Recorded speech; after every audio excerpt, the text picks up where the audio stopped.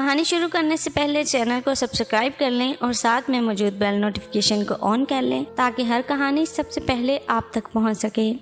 میرا نام عمیر ہے، میں کوہاٹ کا رہنے والا ہوں۔ میں ایک مڈل کلاس خاندان سے تعلق رکھتا ہوں۔ میرے والد صاحب ایک اسکول ہیڈ ماسٹر ہیں اور میری ماں ایک سیدھی سادی گھریلو عورت۔ ماشاءاللہ ہماری فیملی خوشحال فیملی ہے۔ ہم 3 بہن بھائی ہیں، یعنی میں اور میری 2 بہنیں سمینہ اور سعدیہ۔ یہ کہانی اس وقت کی ہے جب میں نے 8ویں جماعت کا امتحان دینے کے بعد امی سے ماموں کے گھر جانے کی فرمائش کی۔ میں اور میری بہن سمینہ عموماً چھٹیوں میں ماموں کے گھر جاتے تھے۔ اس بار بھی ہم کو جانے کی فوراً اجازت مل گئی۔ میں یہ بھی بتاتا چلوں، میرے ننیحال بنوں میں رہتے ہیں۔ ہم اتوار کے دن کوہاٹ سے بنوں روانہ ہو گئے، جو کہ تقریباً 2 گھنٹے کا سفر تھا۔ ہمارے ماموں کا گھر بنوں میں ایک پسماندہ گاؤں میں ہے۔ میرے ماموں کا خاندان کوئی اتنا بڑا خاندان نہیں ہے۔ میرے ایک اکلوتے ماموں، ایک نیک دل اور ہسمکھ محنتی ممانی، 2 کزن عدنان اور عمر اور ایک کزن شمائلہ۔ اس کے علاوہ جو ہم سب کی جان ہے وہ میری پیاری خالہ رخشندہ۔ ہمارے ماموں کا گھر بہت بڑا ہے پر لوگ بہت کم، اس لیے گھر بہت ہی بڑا لگتا ہے۔ ہم جب پہنچے تو سب کے چہروں پر خوشی کھل گئی کیونکہ ہم تقریباً 2 سال بعد ماموں کے گھر آئے تھے۔ خالہ اور ممانی تو ہم دونوں پر قربان ہوئے جا رہی تھیں۔ شام کو ماموں نے کھانے کا خوب اہتمام کیا ہوا تھا اور ایک عرصہ بعد گاؤں کے کھانے اور دیسی گھی کھانے سے برسوں کی بھوک مٹ گئی۔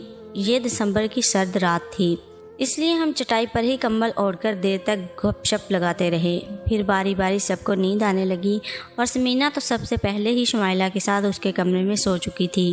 ممانی نے مجھ سے کہا، میں نے تمہارے لیے عدنان اور عمر کے ساتھ بیڈ لگایا ہے، پر میں نے کہا وہ ممانی آپ کو نہیں پتہ کہ میں آنٹی کے علاوہ کہیں اور نہیں سوتا۔ یہ سن کر خالہ مسکرائی کہ اونٹ جتنا قد ہو گیا ہے پر اب بھی وہی بچپنا نہیں گیا۔ خالہ نے ممانی سے کہا، عمیر میرے ساتھ سو جائے گا، کوئی بات نہیں۔ میں جب خالہ کے روم میں گیا تو وہاں صرف ایک ہی ڈبل بیڈ تھا جس پر خالہ نے 2 رضائیاں لگا دیں اور میں دیوار کی طرف، جس کی ایک کھڑکی ماموں کے کمرے کی طرف کھلتی تھی، سو گیا اور خالہ بیٹھ کے دوسرے کنارے پر سو گئی اور 10 منٹ میں خراٹے بھرنے لگی۔ پر مجھے نئی جگہ پر نیند نہیں آ رہی تھی، اس لیے بار بار کروٹیں بدل رہا تھا۔ اسی اثنا میں مجھے ماموں اور ممانی کے ہلکی ہلکی باتیں کرنے کی آوازیں سنائی دینے لگیں۔ کیونکہ ماموں اور ممانی کا بیڈ بالکل کھڑکی کے ساتھ تھا، اس لیے جب میں ذرا کان کھڑکی کے ساتھ لگایا تو مجھ میں ممانی کی تیز تیز سانسوں کی آوازیں سنائی دینے لگیں۔ میرے دل میں اشتیاق بڑھ گیا کہ ممانی کی طبیعت تو خراب نہیں ہوئی، اس لیے کھڑکی کے ایک سوراخ سے جب آنکھ لگائی تو سامنے کا منظر دیکھ کر میری آنکھیں کھلی کی کھلی رہ گئیں۔ ماموں اور مامی گپا گپ کر رہے تھے۔ یہ منظر دیکھ کر مجھ میں ایک عجیب کیفیت پیدا ہو گئی۔ اتنے میں ماموں اور ممانی کی حرکتیں آہستہ ہو گئی اور ممانی اپنے کپڑے پہن کر سو گئی۔ میرے دماغ میں ایک آندھی چل رہی تھی اور میں نے پھر رضائی اوڑھ کر جو دوسری طرف کروٹ بدلی تو خالہ جیسے گھوڑی بیچ کر سو رہی ہوں۔ خالہ نیند کی بہت پکی ہے، اس لیے اس کو پتہ بھی نہیں چلا، پر مجھ میں ایک بجلی کون گئی۔ خالہ کی اور قریب ہو گیا، مجھے لگا میں آسمانوں میں اڑ رہا ہوں۔ اسی دوران خالہ نے کروٹ بدلی اور اس کا چہرہ میری سامنے آ گیا۔ میں 2 منٹ تک انتظار کرتا رہا۔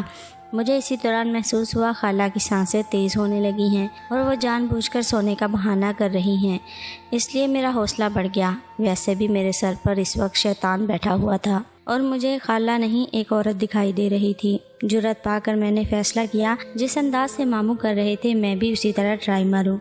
اس رات خالہ کے ساتھ سونے کے بعد میری تو زندگی بدل گئی اور میں نے پہلی بار کسی عورت کا ذائقہ چکھا، اور جب زبان کو ایک ذائقہ چڑھ جاتا ہے تو پھر دل کی خواہش ہوتی ہے یہ ذائقہ بار بار چکھا جائے۔